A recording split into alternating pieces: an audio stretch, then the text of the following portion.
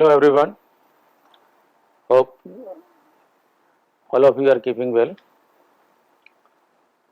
I'd like to wish every one of you very happy Diwali, a festival of life, lights, which is celebrated across India, and pray to Almighty that this light drive the demon of darkness out from our lives. Today, I like to share my thought with all of you. A very important topic or important aspect of life, which each one of you, I'm sure none of us has come across that when we have not faced. Some must have faced little more and some in minor means. The word F or rather failure, which we all know. So when we say failure and success, they go hand in hand. We can say they are the two sides of the same coin. But when we succeed, we celebrate.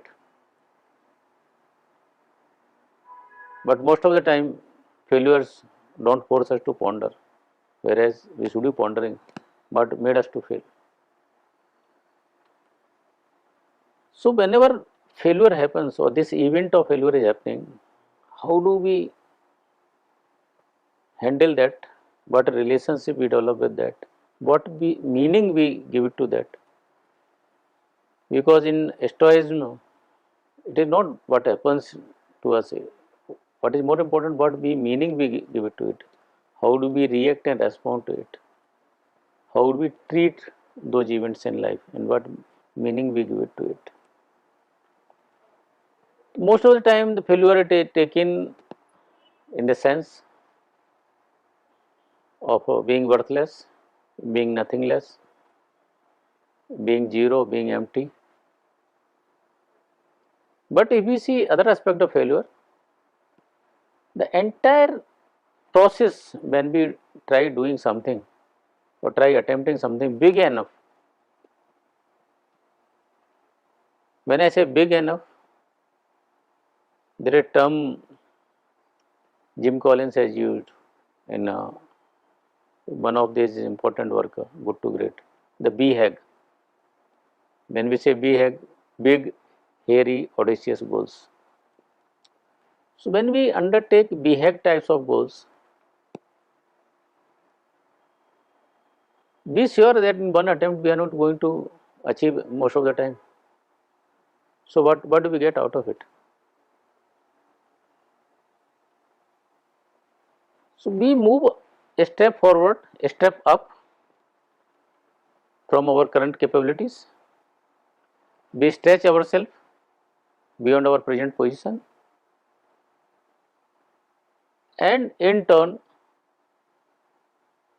we learn a lot, even though numerically we must have failed or we might have failed in certain things. So another aspect of this, that if we don't undertake the things which are big enough,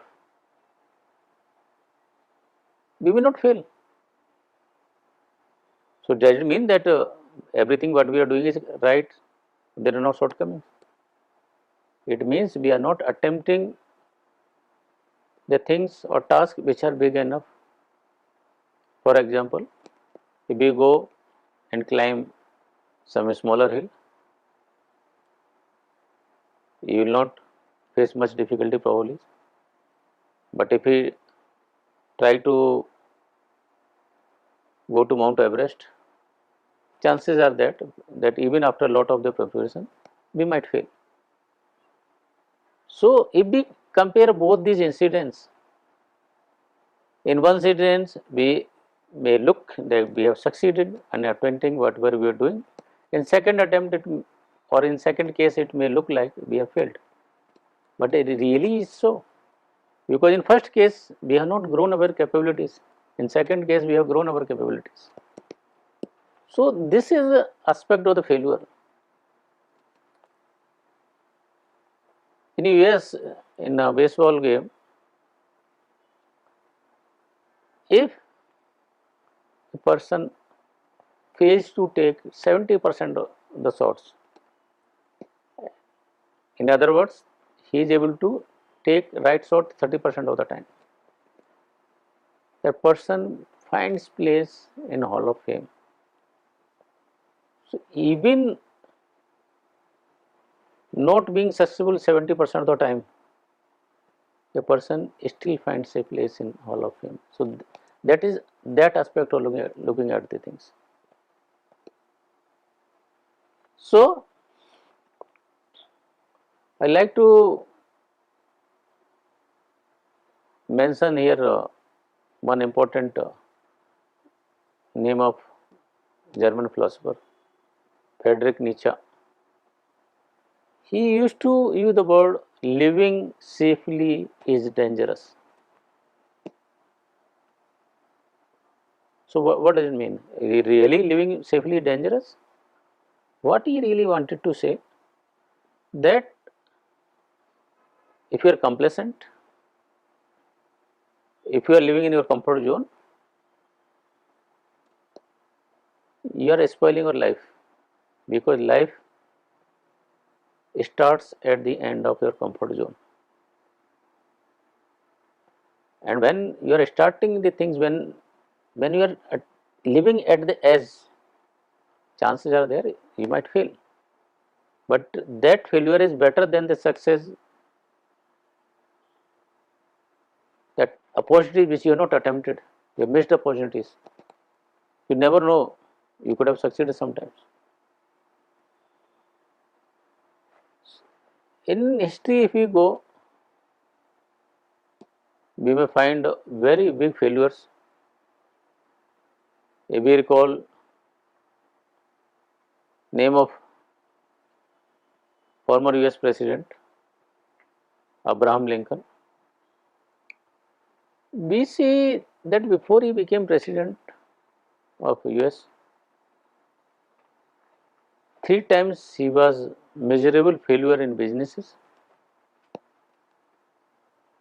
7 times he lost elections,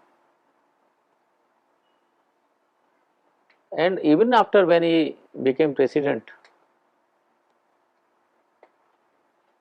before taking oath of president, 7 US states had seceded from the US.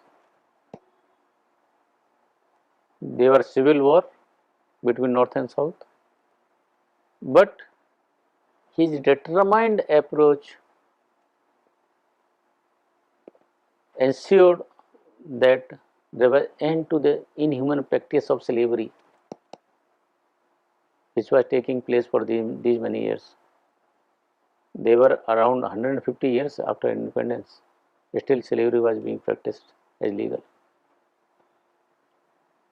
Second example of failure, if you see, one of the famous scientists, Mr. Albert Einstein, if you know, till the age of 4, he was described as a subnormal child. His teacher described him as subnormal and failure. If he had taken to heart, he could not have become such a great scientist. In recent past, everyone knows the late Steve Jobs, who co-founded Apple, such a huge empire. At the age of 30, in his prime, he was removed from the very company he founded himself. It is just like a child is being taken away from the mother. He bounced back, and the rest was the history. So, these are the things when we face failure, the inspiration which we need to derive from this. I was listening to some statement from former US Defense Secretary Mr. Robert Gates. he says these young achievers who have never faced failure in life, when they face failure, they are completely lost because they don't know how to handle failures. Further, I like to share with you the studies conducted by Chris Agiris. The topic of study, the topic of paper was teaching smart people to learn. What was the core of this? The very smart people. Basically, it was conducted at Harvard University. The people, those who had come to Harvard after putting so much of the efforts throughout their life, they are successful throughout their life. And it was almost taken for granted that these people someday will be heading big corporation across the globe. But after following for so many years, what they found that most of them ended up at middle management level. No offense for being at middle management, but what happened? These people were so talented, they had so much potential. What happened? Why they couldn't go further in their career? And what they interestingly found that these people had never ever handled failure in their life. They didn't taste what failure is all about. And all of a sudden, when they met with failure, they forgot how to handle the situation. And that was the time when they needed it the most. So, if you want to handle failure in life, all throughout you have just tasted success. And really, when you face or you are met with adverse situation, people get just scattered all over the places because they have not never developed that type of resilience to handle such type of situation. There is interesting case when people are selected for Australian Marine.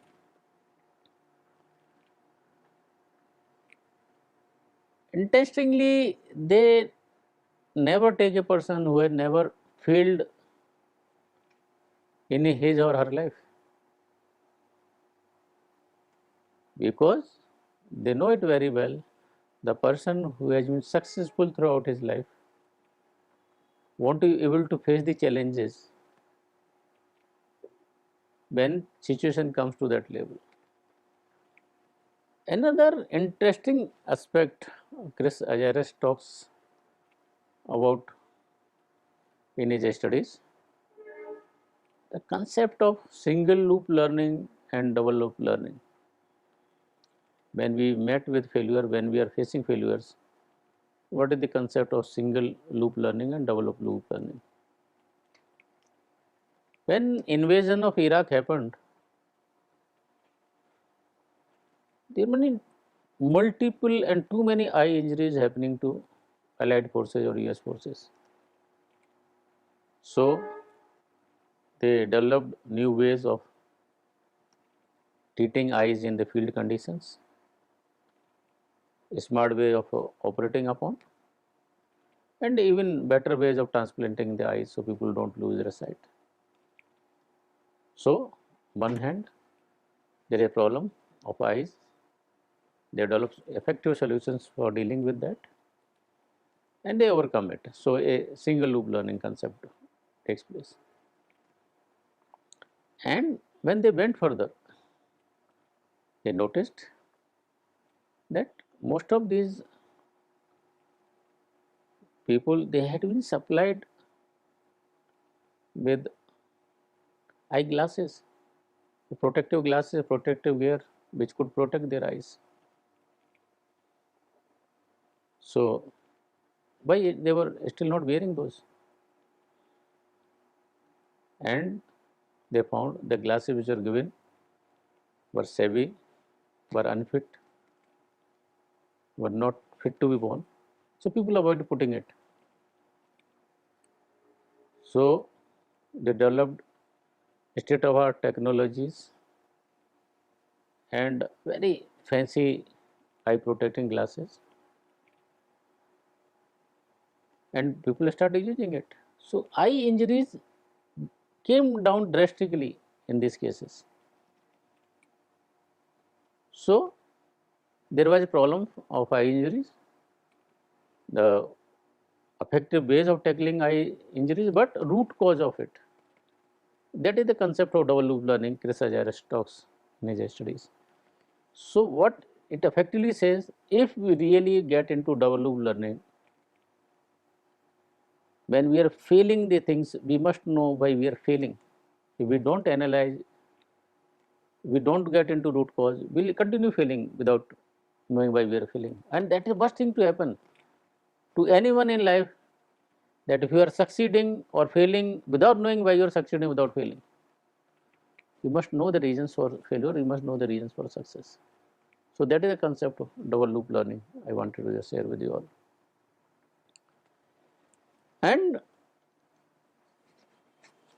when we talk of further, or we further analyze the concept of or aspect of failure, most of the time, what is my desire to succeed,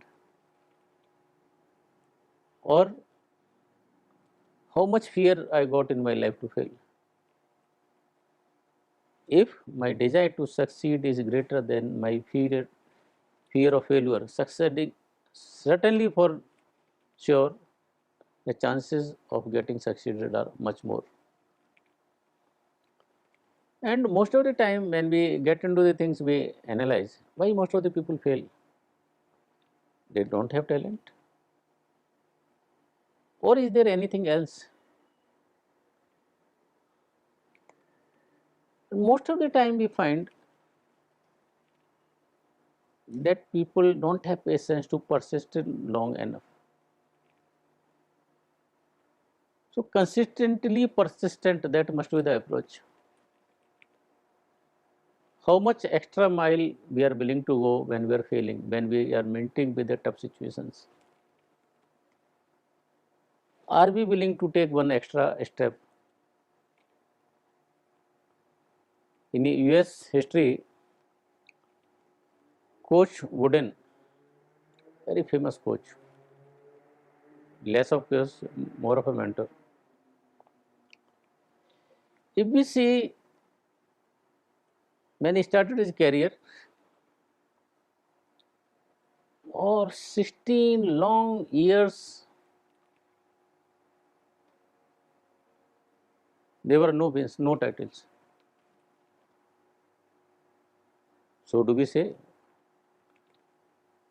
was he failure for 16 years? Or we say he was in the process of preparing himself, preparing his team for the biggest task which they were to handle later on. So when you see second phase, 12 wins, and out of which 11 consecutive national wins.